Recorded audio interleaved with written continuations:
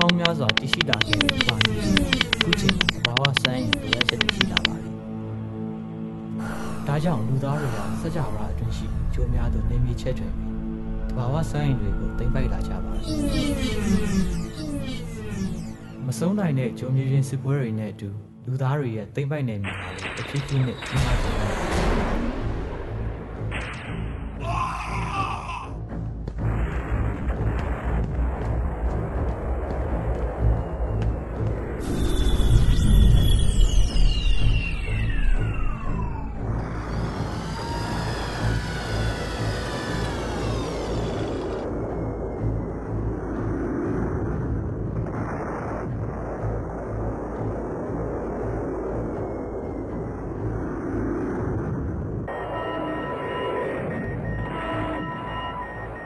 Mission complete. Mission complete.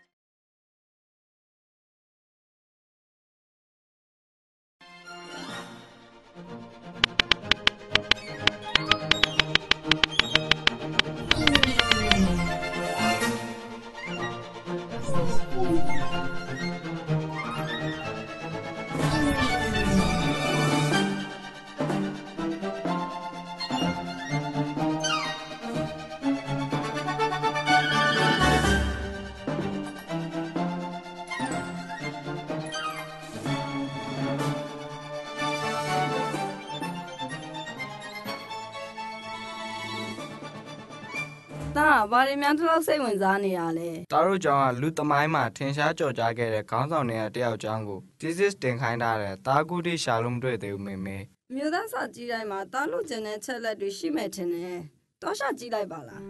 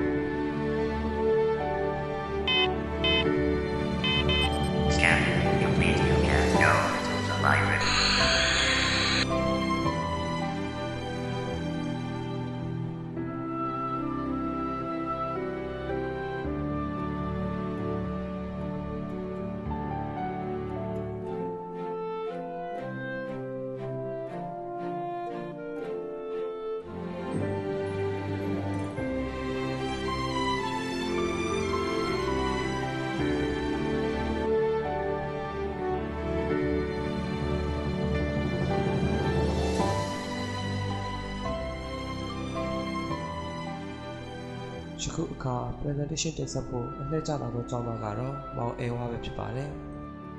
တွားရောက်လာတော့ကျောင်းဆရာကြီးနဲ့တကွဆရာဆရာမများဂုဏ်သိရှိလူကြီးများအားလုံးကိုမင်္ဂလာပါလို့နှုတ်ခွန်းဆက်ပါတယ်ယနေ့ကျွန်တော်ပြောချင်တဲ့ presentation အကြောင်းအရာကတော့ကမ္ဘာပေါ်မှာကြားရောက်ခဲ့တဲ့ကိုလိုနီစနစ်ဆိုးကြီးအကြောင်းပဲဖြစ်ပါတယ်ကျွန်တော်တို့လူသားတွေဟာဒီနေ့ကမ္ဘာမှာလိုအပ်တဲ့စွမ်းရည်တွေကိုရရှိဖို့အတွက်တခြားကြိုများလို့နေမြေချဲထွင်သိမ်းပိုက်နေကြရဲဆိုတာအားလုံးသိပါတယ်ဒီလိုမျိုးနေမြေချဲထွင်ခြင်းဟာကိုလိုနီစနစ်ပဲဖြစ်ပါတယ်၎င်းကိုလိုနီစနစ်ဆိုးကြီးဟာဆိုရင်ကြံခဲ့တဲ့ရာစုနှစ်များစွာကတည်းကကမ္ဘာပေါ်မှာနေမျိုးမျိုးနဲ့ထွန်းကားခဲ့ပါတယ်ကမ္ဘာပေါ်ရှိအင်အားကြီးနိုင်ငံတွေဟာနိုင်ငံငယ်လေးတွေကိုသိမ်းပိုက်ပြီးတဘာဝတယံဇာတတွေကိုထောက်ယူတုံးဆွဲရုံသာမက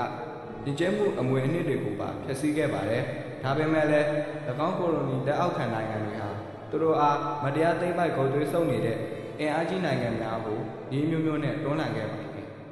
မြန်မာနိုင်ငံဟာလည်းကိုလိုနီစနစ်အောက်သို့နှစ်ပေါင်း100ခန့်ကြာရောက်ခဲ့ပြီးခေတ်ဆက်ဆက်မျိုးချစ်ခေါင်းဆောင်များပေါ်ထွန်းခဲ့ပါတယ်ထိုမျိုးချစ်ခေါင်းဆောင်များထဲမှာဗိုလ်ချုပ်အောင်ဆန်းရဲ့လှုပ်ဆောင်ချက်ဟာလည်းတမိုင်းမော်ဝင်ဝင်ခဲ့ပါတယ်ဗိုလ်ချုပ်အောင်ဆန်းကဆိုရင်ကိုလိုနီစနစ်ဆိုးလက်အောက်မှာကြီးပြင်းလာသူပြီးကိုလိုနီစနစ်ကိုလုံစွာမုန်းတီးသူဖြစ်ပါတယ်သူဟာတက္ကသိုလ်ကျောင်းသားဘဝမှာကလောက်လက်နက်နဲ့ကိုလိုနီစနစ်ကိုတွန်းလှန်ခဲ့ပါတယ်တိုင်းပြည်လွတ်လပ်ရေးအတွက်တကယ်စွန့်စားရမယ့်အခြေအနေရောက်တဲ့အခါမှာဗိုလ်ချုပ်ဟာမျိုးချစ်လူငယ်တစုကိုစုစည်းကဂျပန်ပြည်အထိစစ်ပညာသွားတင်ပြီးတပ်မတော်ကိုထူထောင်ကကိုလိုနီနယ်ချက်များကိုမြန်မာနိုင်ငံမှာမောင်းထုတ်နိုင်ခဲ့ပါတယ်အဲဒီနောက်မိတ်ဆွေအယောင်ဆောင်ထားတဲ့ဖက်စစ်များရဲ့ဆက်ဆုပ်ယွန်ရှာပွဲရာဖိနှိပ်မှုများမှာ တဖြည်းဖြည်းရုံလုံးပေါ်လာပြီးဖက်စစ်များကိုတဖန်ပြန်တွန်းလှန်ခဲ့ရပါတယ်မြမတပ်မတော်နှင့်ပြည်သူလူထုကြီးတရက်လုံးကညီညွတ်စွာနဲ့ဖက်စစ်များရဲ့တွန်းလှန်တိုက်ခိုက်ခြင်းမှာဒုတိယကမ္ဘာစစ်အတွင်းသမိုင်းဝင်ပြောင်မြောက်လာတဲ့အဖြစ်အပျက်တစ်ခုဖြစ်ခဲ့ပါတယ်ဒါကြောင့်ကိုလိုနီပဲဖြစ်ဖြစ်ဖက်စစ်ပဲဖြစ်ဖြစ်အင်အားသုံးနယ်ချက်ကျူးကျော်သူတွေဟာတစ်နှစ်ကြာရှုံးကြရမယ်ဆိုတာဗိုလ်ချုပ်နဲ့ပြည်သူတရက်လုံးကတက်တည်ပြခဲ့ခြင်းဖြစ်ပါတယ်ဒါကြောင့်ခေတ်သစ်မှာပဲဖြစ်ဖြစ်ခေတ်ဟောင်းမှာပဲဖြစ်ဖြစ်ကိုလိုနီတွေဟာကြာရှုံးကြစလို့ပဲဖြစ်ပါတယ်ခင်ဗျာအားလုံးကိုကျေးဇူးတင်ပါတယ်ခင်ဗျာ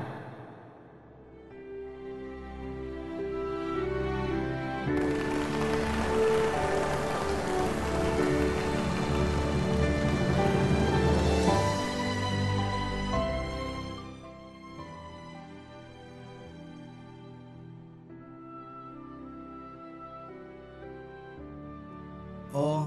ငါကိုယ်တိုင်တော့စိုးသားနဲ့ကိုလိုနီတယောက်ဖြစ်နေပါလား